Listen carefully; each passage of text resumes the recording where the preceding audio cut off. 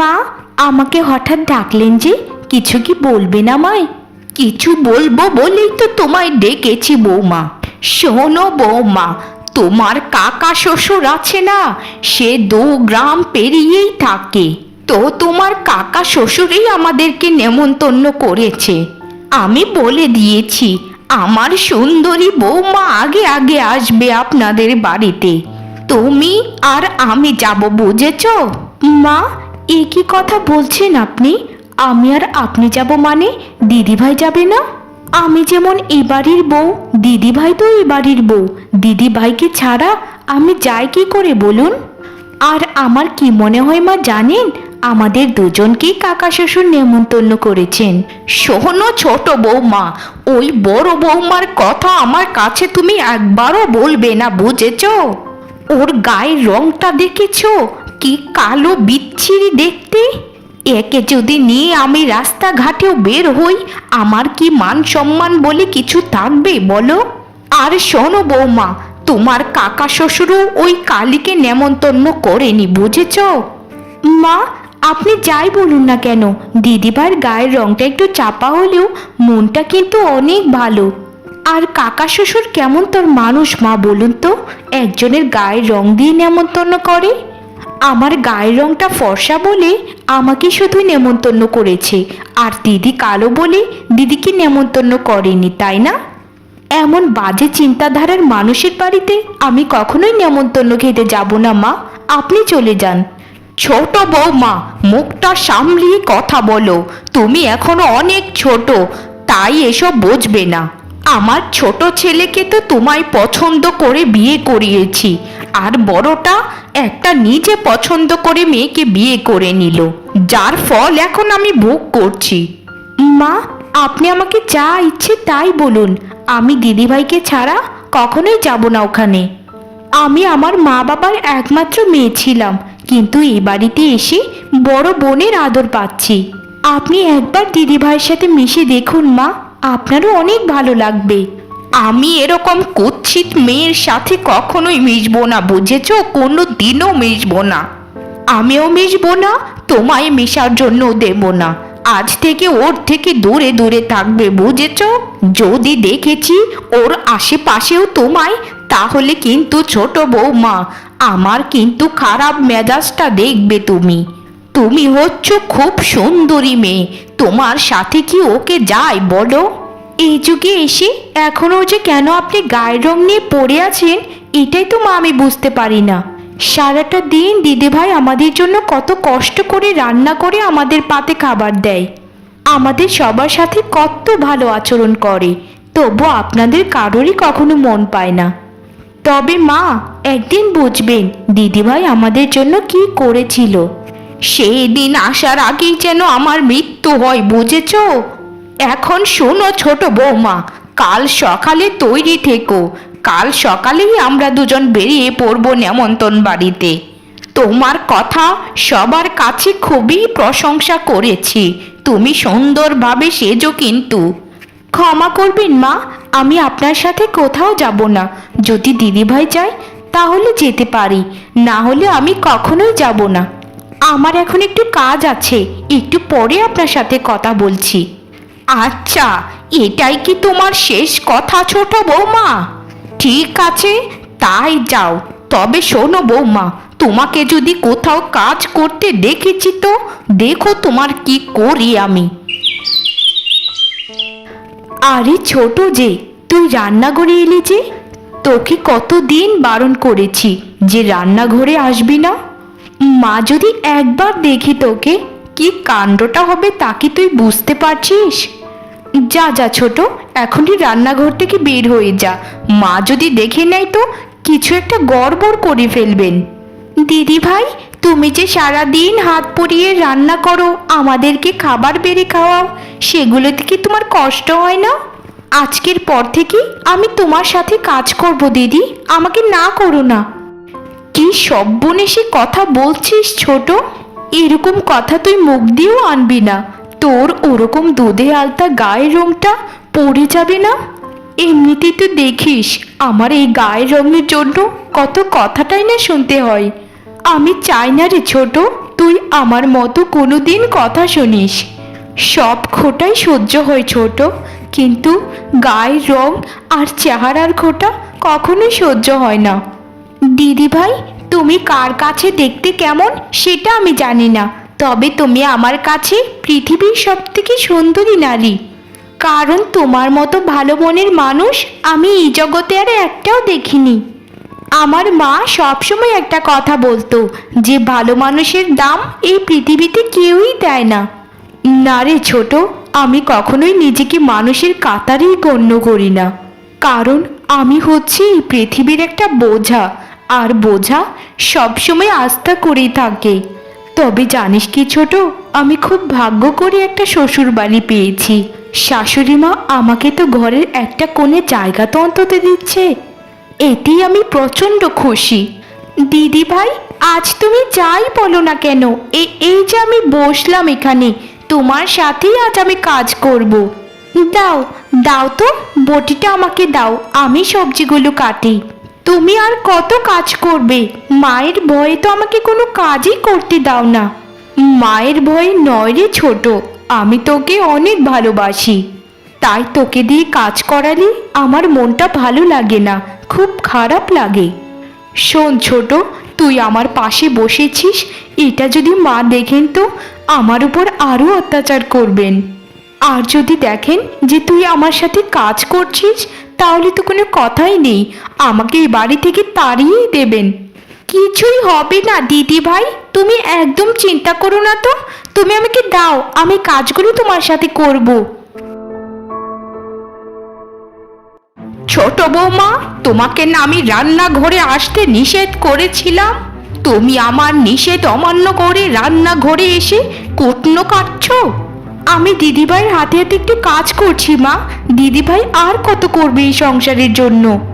সেও তো একটা মানুষ, সারাটা দিন একা একা কাজ করে। সব দোষ বড় বউয়ের, ছোট বৌমা কিছুই করেনি। এই বড় বউ, তুই বলেছিস না যে ছোটকে কাজ করতে? ইয়ে মানে, হ্যাঁ মা, আমি বলেছি ছোটকে আমার সাথে একটু হাতে হাতে কাজ করতে। ছোটকে দয়া করে কিছু বলবেন না মা, আমি করেছি সব, আমাকে কিছু বললে বলুন মা। এই তো দেখেছো, আমি ঠিক জানতাম যে বড় বউ জোর করে ছোট বৌমাকে দিয়ে কাজ করাচ্ছে। আজ তোর হচ্ছে বড় বউ, আজ তোকে এ বাড়ি থেকে বের হয়ে যেতেই হবে। আমি কারো কথা আজ শুনবো না। তুমি চাও যে ছোট বউ তোমার মতো কালো হোক, তারপর সমাজের লোক আমাকে কথা শোনাক। মা, দিদিভাই একদম মিথ্যে কথা বলছে, আমি দিদিভাইয়ের সাথে কাজ করতে এখানে এসেছি। আমি এখন থেকে প্রত্যেক দিন দিদির সাথে কাজ করব। চুপ করো ছোট বৌমা, একদম চুপ করো। এখান থেকে উঠে আসো বলছি, না হলে কিন্তু খুব খারাপ হয়ে যাবে। মা, আমার রান্না হয়ে গেছে, আপনি দয়া করে টেবিলে এসে খাবারটা খান। আপনার তো খাবার সময় চলে যাচ্ছে মা, আপনার যদি শরীর খারাপ হয় আমার প্রতি আর রাগ করে থাকবেন না মা, আমি যতটা সম্ভব আপনার থেকে দূরে থাকার চেষ্টা করি। চুপ কর হতচ্ছাড়ি, আমার সাথে তুই একটাও কথা বলবি না। আর তোর কত বড় সাহস, তুই আমাকে মা বলে ডাকিস সব সময়? তোর ওই কালো মুখে মা ডাকটা এত বাজে শোনায়, কি বলবো। এখনো সময় আছে, আমার চোখের সামনে থেকে দূর হয়ে যা। মা, আমি কি দেখতে এতটাই খারাপ যে আমার হাতের খাবারটাও খেতে আপনার ঘৃণা করে? আচ্ছা মা, আমি যদি আজ কালো না হয়ে খুব সুন্দরী হতাম, তাহলে তো নিশ্চয়ই আমার হাতের খাবার খেতেন, তাই না? তুই যদি সুন্দরী হতিস তাহলে তোর খাবার কেন, তোকে আমি রান্না করে খাওয়াতাম। কিন্তু তুই এখন কালো, তাই তোর হাতের খাবারটাও আমি খেতে চাই না। মা, আমার গায়ের রং কালো, এতে কি আমার দোষ? বিধাতা যদি আমাকে কালো করে বানাইতো, আমি কি করবো এতে? তবে একটা কথা কি জানেন মা, মানিয়ে নিতে পারলেই কিন্তু জীবন সুন্দর হয়। কিন্তু মা, আপনি মানিয়ে নেবেন কোথায়? আমাকে তো আপনি সহ্যই করতে পারেন না। মা, ও মা, আমি কি আপনাকে একটুও ভালোবাসি না? শোন মেয়ে, তোর ওই আদিক্ষেতা দেখার জন্য আমার সময় নেই, বুঝেছিস? যদি আমাকে যত্ন করতে করতে মরেও যাস তবুও আমি তোকে দেখতে পারবো না। যদি তুই ছোট বৌমার মতো সুন্দরী হতে পারিস সেদিন আমার কাছে আসিস, বুঝেছিস? এর আগে নয়। মা, এটা কেমন কথা বলছেন? বিধাতার দেওয়া দান আমি কিভাবে খণ্ডাবো আর কিভাবে বা বদলাবো? যখন পারবি না তো এখানে এসে বক বক না করে দূর হ চোখের সামনে থেকে। হে বিধাতা, আমি কি করব বলি দাও তুমি। আমি আর কিছু করতে পারছি না। আমি জানি আমার শেষ পরিণতি কি হতে যাচ্ছে। অবশেষে আমার সংসারটাকেই রাখতে পারবো না আমি। আমার স্বামীও তো আমার সাথে থাকবেন না, তার ছোট ভাই আর সে মিলে শহরে ব্যবসা করে। আমি কাকে বলবো দুঃখের কথা? ছোটকে যদি কিছু বলি, ছোট মায়ের সাথে ঝগড়া করে। আর আমি কখনোই চাই না আমার জন্য ছোট কারো কাছে ছোট হোক। আমি কি করব বিধাতা? আমাকে কোনো একটা রাস্তা দেখাও তুমি। আমি তো আর পারছি না। যদি আমাকে সুন্দরী নাই বানাতে পারবে তাহলে আমার মৃত্যু দাও। আমার জন্য মৃত্যুই সব থেকে ভালো। মানুষ কি বুঝবে? মানুষের গায়ের রং নিয়ে কথা বললে তার কতটা কষ্ট হয়। হায় রে জীবন, জন্মের পর মা বাবা দুজনকেই হারিয়ে ফেললাম। তারপর মাসির অত্যাচার অবিচার সহ্য করে বড় হয়েছি। তারপর বিয়ে হলো, স্বামী পেলাম ভালো, কিন্তু শাশুড়ি আমাকে দেখতে পারে না। আর স্বামীও তো মাকে কোনোদিন ত্যাগ করতে পারবে না। আর আমি চাইও না কোনো সন্তান তার মায়ের থেকে আলাদা হোক। কিন্তু মায়ের জন্য কি না করেছি আমি! সব করেছি সব, তবু আমি মায়ের মন পেলামই না।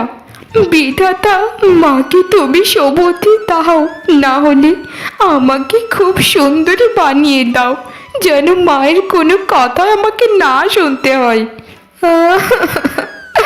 আর আমি পারছি না বিধাতা, আর আমি পারছি না। ছোট, আমার কোনো কথা না শুনে আমাকে জোর করে এই জঙ্গলে কেন নিয়ে এলি বলতো?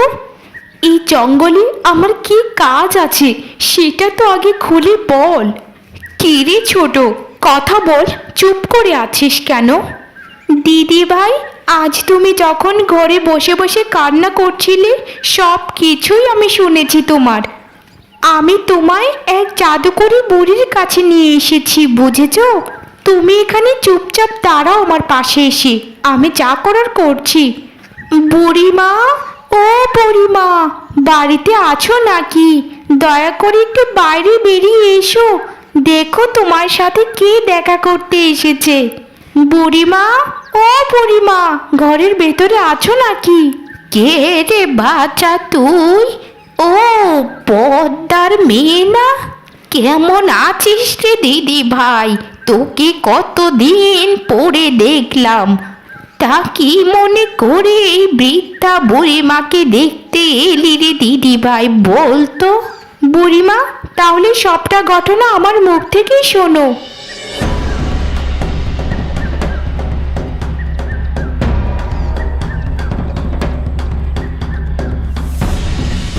ও, তাহলে এই ব্যাপার।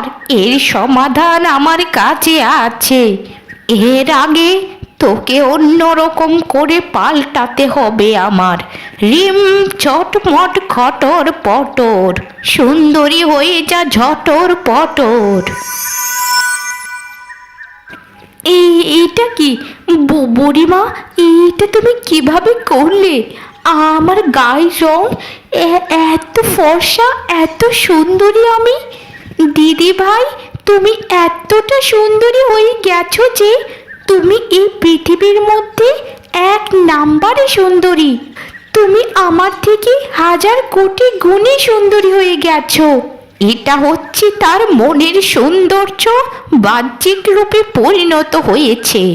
আমার যে মন্ত্র পড়া শুনেছিস, সেই মন্ত্রের দ্বারা যার মন যত সুন্দর ততটাই সুন্দরী হবে। এখন আমি যা বলবো তোদেরকে, তোরা তাই তাই করবি। এতে তোর শাশুড়ির শিক্ষা হবে, বুঝেছিস? ও মা গো, একে আমি কাকে দেখছি গো?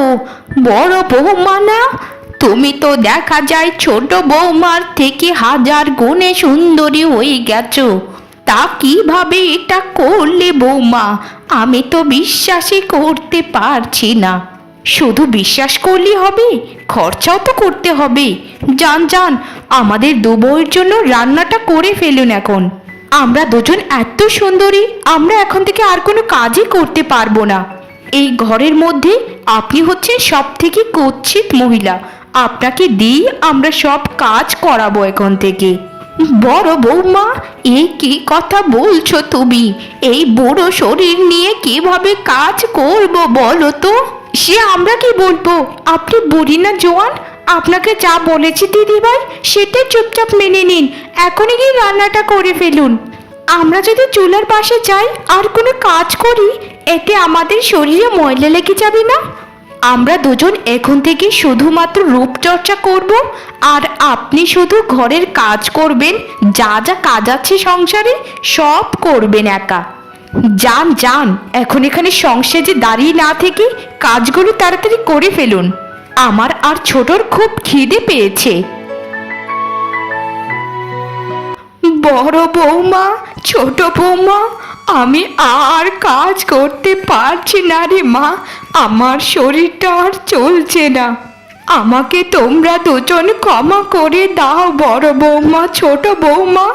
আমি তোমাদের সাথে যা অন্যায় করেছি তার শাস্তি পেয়ে গেছি।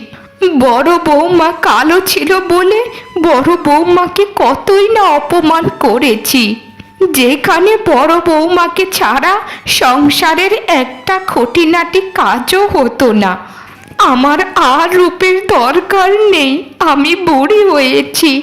লোকে কি বলবে সে নিয়ে আর কোনো দিনও থাকবো না।